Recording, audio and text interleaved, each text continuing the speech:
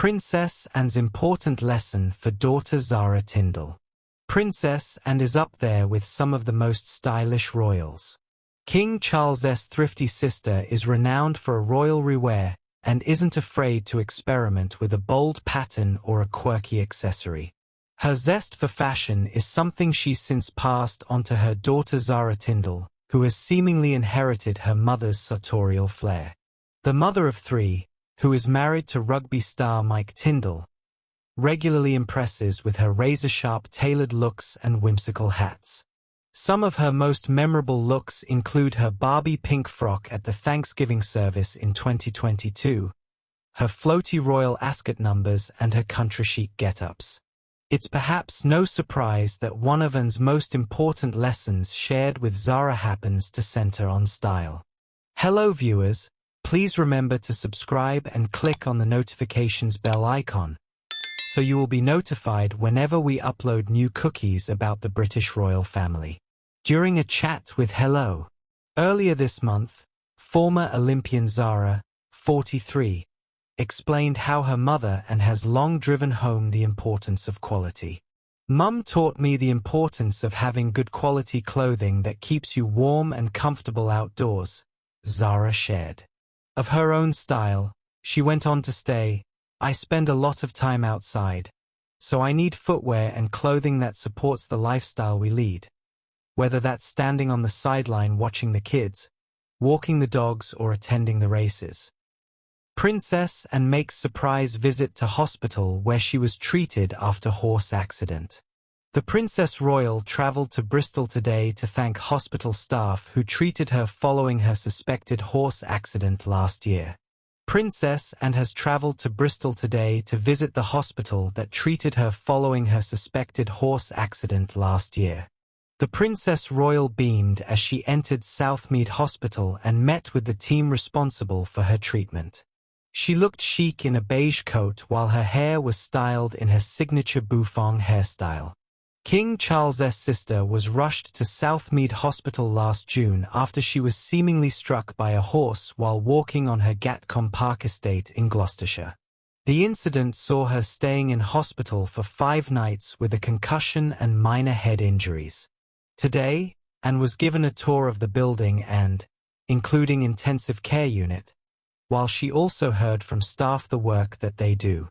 She then viewed the air ambulance helicopter pad and staff garden. The princess was also treated to a performance by the hospital staff's choir in the main public atrium last month, and revealed that she had no recollection of the accident but made a chilling, 10-word remark, saying how she was sharply reminded that every day is a bonus, and said she was on the way to see chickens on her estate when the accident happened but has no memory of what followed. She told the Press Association, "It just reminds you, shows you, you never quite know, something happens, and you might not recover." Following her 5-night hospitalization, the princess spent 3 weeks recuperating at home before returning to public duties. Asked about any lasting ill effects, she lightened the mood and joked, "Apparently not, at least I don't think so. As far as I know nobody else thinks so, they haven't been honest enough to tell me yet. So far so good. You are sharply reminded that every day is a bonus really." Southmead Hospital is part of the North Bristol NHS Trust, which is one of the largest hospital trusts in the UK, featuring over 13,000 staff. The trust provides a range of services to a core population of around 750,000 people. Southmead's main building, the Brunel Building, celebrated its 10th anniversary in 2024, having treated more than 1 million people as inpatients and more than 900,000 emergency department attendances, as well as over 3.5 million outpatient appointments. Princess Anne shows who is boss in royal family as she puts Queen Camilla in her place. A royal expert revealed the details of a very rare moment involving Princess Anne and her sister-in-law Queen Camilla. At a recent event where Queen Camilla received an honorary doctorate in literature from Anne, who serves as Chancellor of the University of London, the dynamics between the two royals were on display. This occasion followed closely after the Queen's bout with a chest infection that forced her to take a brief hiatus from her royal duties. A reporter from the Daily Mail noted the rarity of Camilla and Anne making joint appearances. During the Palace Confidential podcast, Rebecca English recounted a telling moment. It's very rare that we see them doing an engagement together.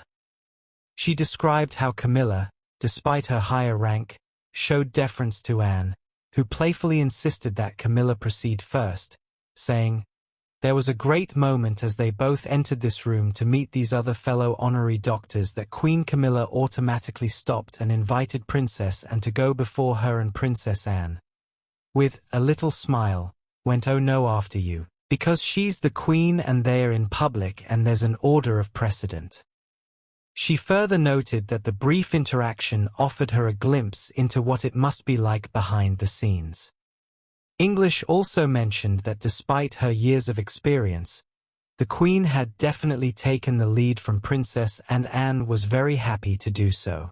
She said, "It was quite deferential to her because this was her gig as Chancellor of the University and they had a really nice little banter on the stage."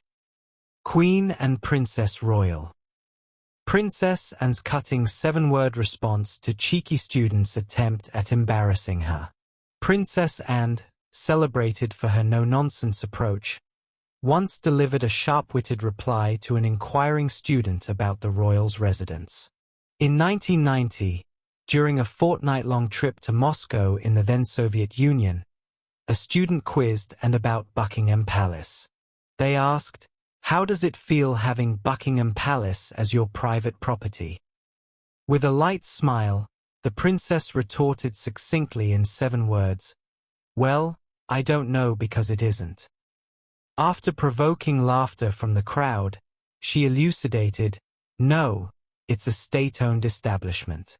I wasn't actually born there, I have my office there and the Queen, Queen Elizabeth II, lives there, but it's not really private property." I'm going to get emotional.